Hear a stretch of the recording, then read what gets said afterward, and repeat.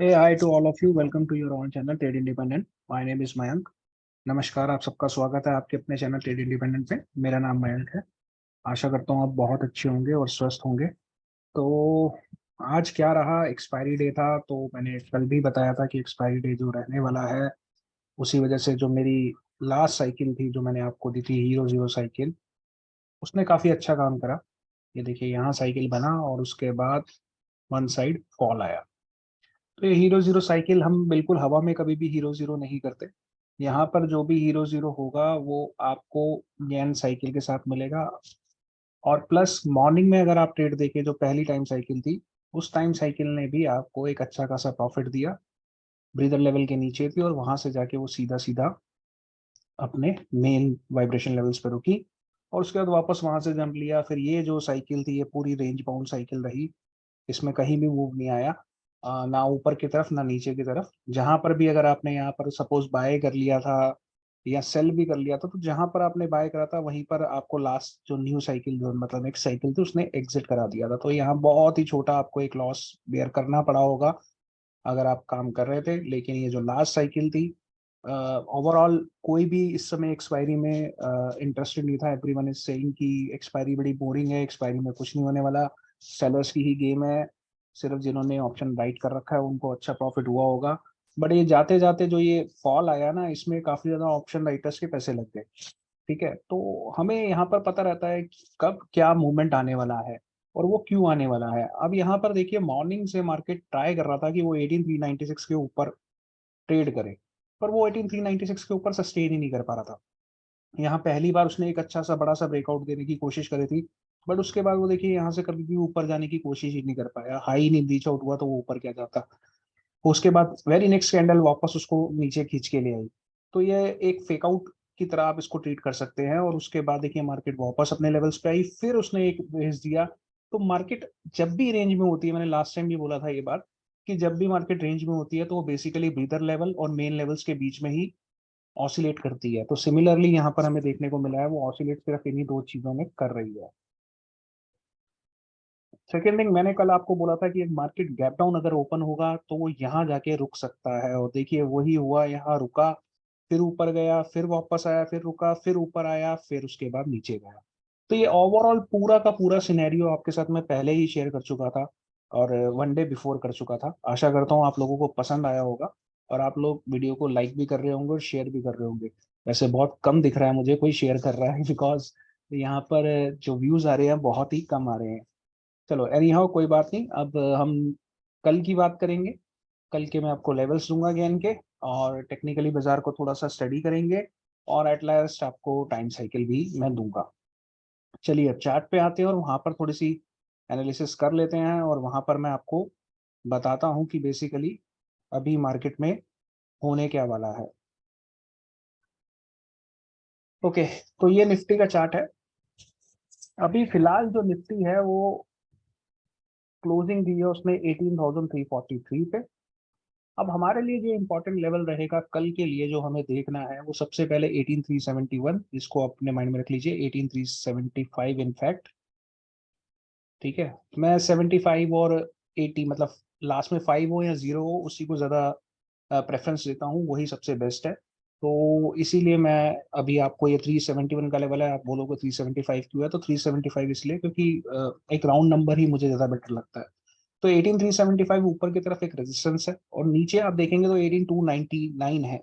तो यहाँ पर क्या है, आप 18290 ले लीजिए। अब यहाँ पर दो 295 क्यों नहीं लिया, उसके पीछे वो एक रीजन है। आप उसे छोड़ दीजिएगा, वो कभी अगर मूड होगा तो मैं समझाऊंगा। लेकिन अभी 18290 अपने माइंड में रखिएगा कि 18290 के बाद अगर बाजार नीचे आ जाता है तो बाजार आपको 18265 से 255 के रेंज में मिलेगा। ठीक है, तो ये अभी जो लेवल्स हैं वो कुछ इस तरह से काम कर रहे हैं।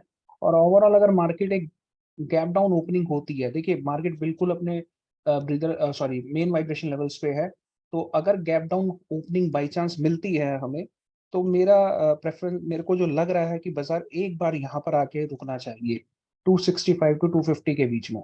अगर वो यहाँ नहीं रुकेगा तो वो आपको 18200 के लेवल पर आराम से दिखा देगा।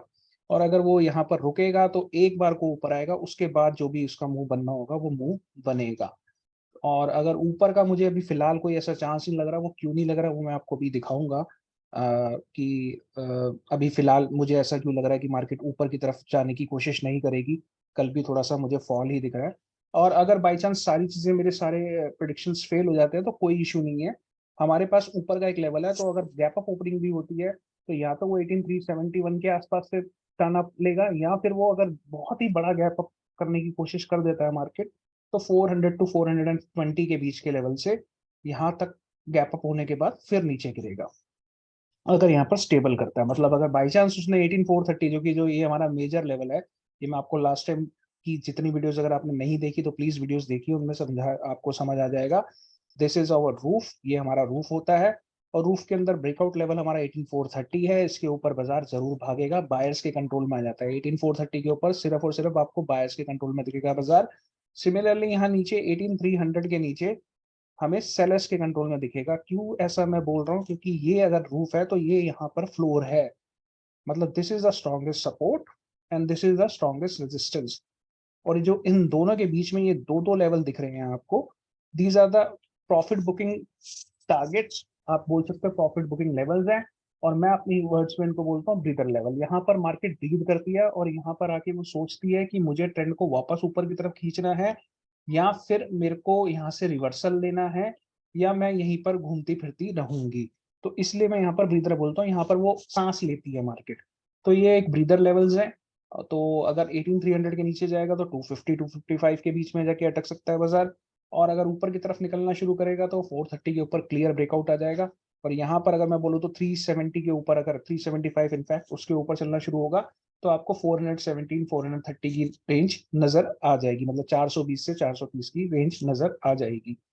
तो आई होप ये आपको लेवल्स बहुत अच्छे से क्लियर हो गए होंगे, और लास्ट दो वीडियोस से जो देख रहा होगा उसको, उसने काफी अच्छा प्रॉफिट भी बुक करा होगा, और डेफिनेटली उसको ज्ञान का पूरा वर्क समझ आ रहा होगा कि ऐसा क्यों हो रहा है।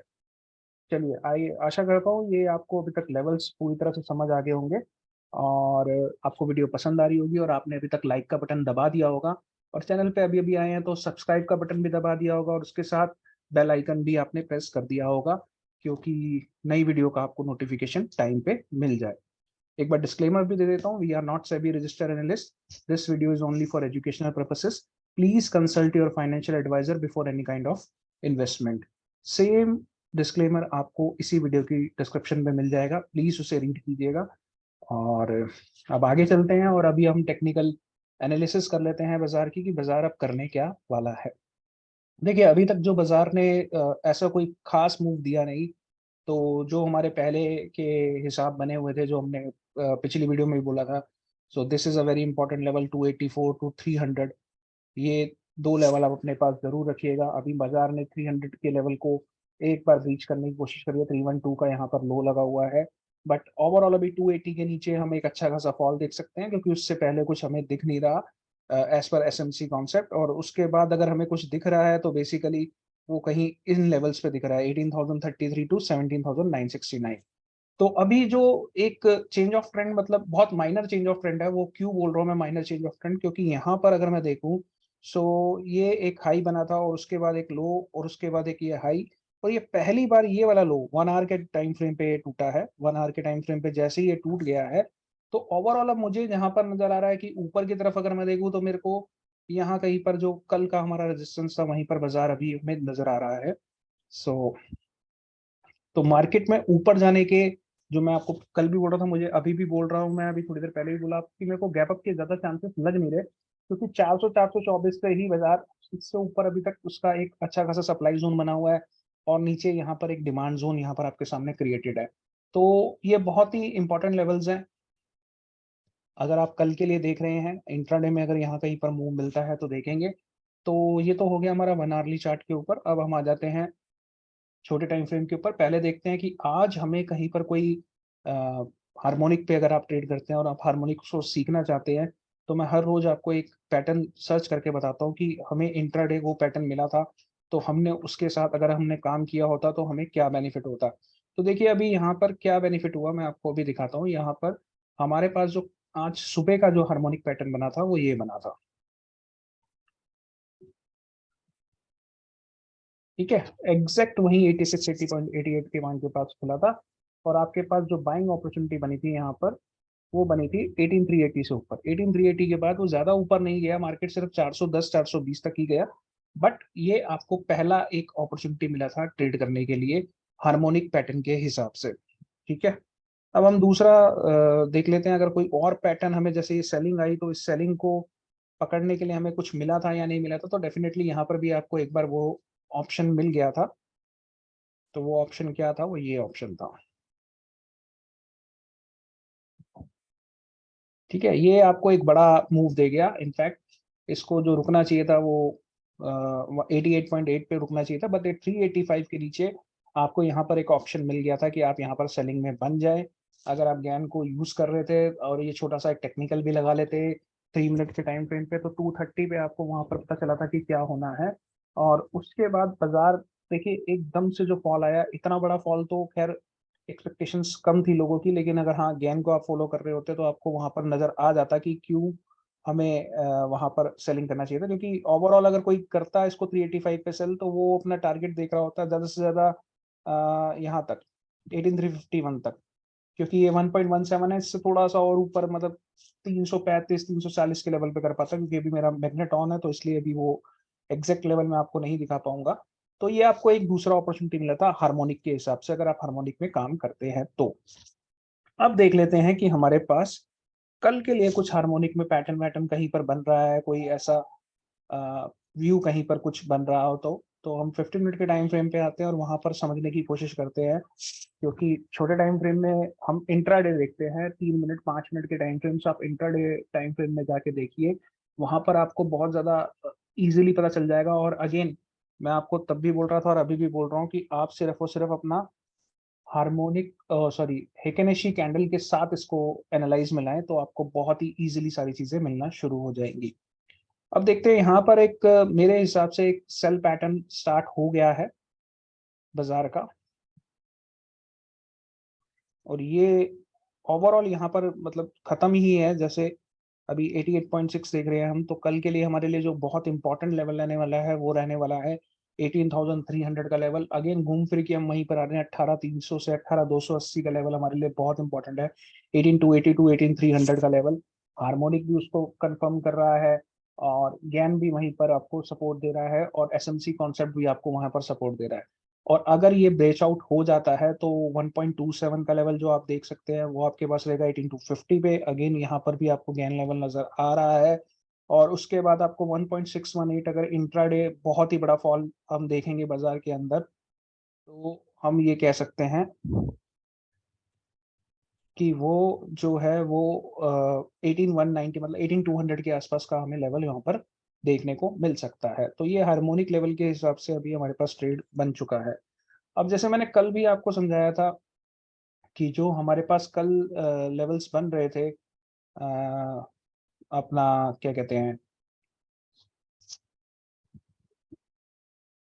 एसएमसी कॉन्सेप्ट के हिसाब से, तो ये पीओ हमारा बीओसी था, मतलब चेंज इन ट्रेंड था। पहली बार ये यहाँ टूटा था, तो मैंने कहा था कि कल के लिए बड़ा ही इंपॉर्टेंट जोन जो बन जाएगा वो बन जाएगा दिस वन।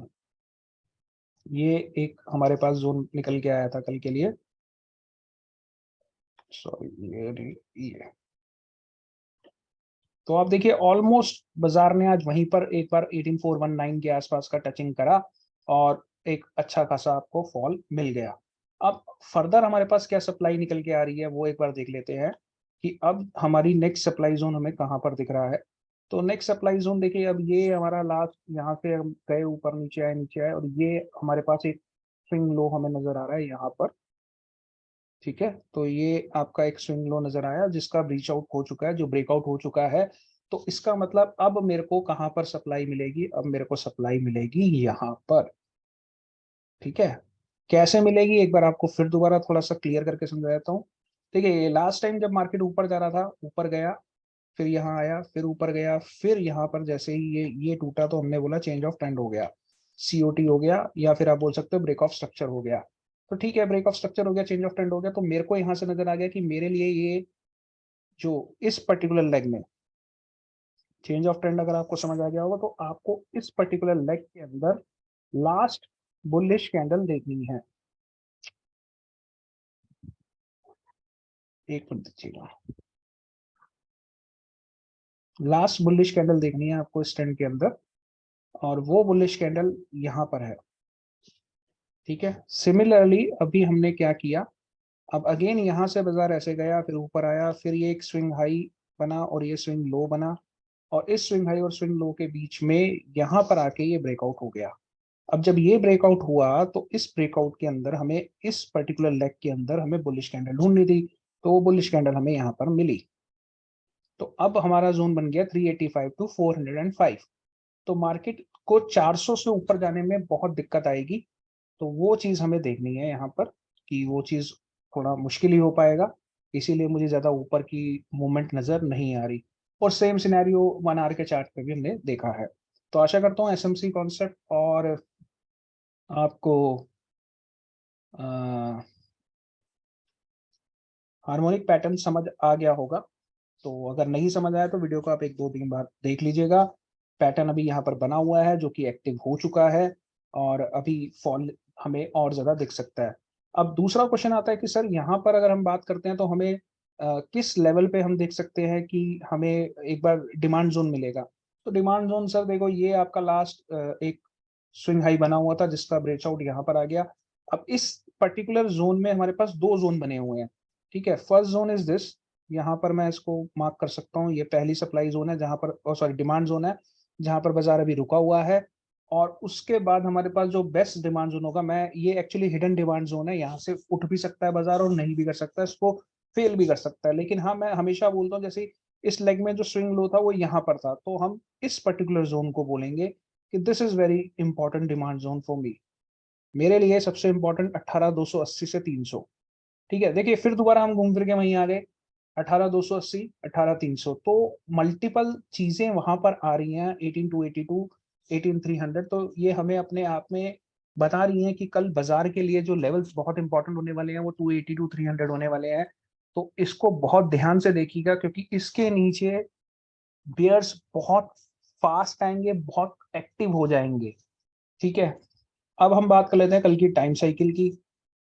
कल मेरे पास दो टाइम साइकिल निकल के आ रही हैं, एक 12:30 पे आ रही है और एक 13:30 पे आ रही है।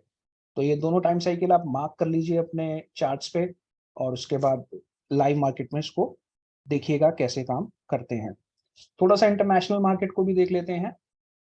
तो इंटरनेशनल मार्केट क्या कह रही है, देखिए अभी सारी मार्केट्स एक नेगेटिव मूव में ही है, और नेगेटिव टू फ्लैट ही है, क्योंकि देखो थोड़ा सा डाउ जोन्स मुझे थोड़ा ज्यादा गिरा हुआ दिख रहा है, 200 पॉइंट के आसपास गिरा हुआ है। तो ऑब्वियस है थोड़ा सा बेयरिश प्रेशर नजर आ रहा है यहाँ पर। लेकिन बाकी सारी अगर आप मार्केट्स देखेंगे तो वो सारी मार्केट्स फ्लैट टू नेगेटिव है, कोई ज्यादा बड़ा मूव किसी में आ नहीं रहा फॉल का। देखिए डेक्स तो ओवरऑल कवर ही कर गया, सिर्फ 2 पॉइंट का माइनस खड़ा हुआ है।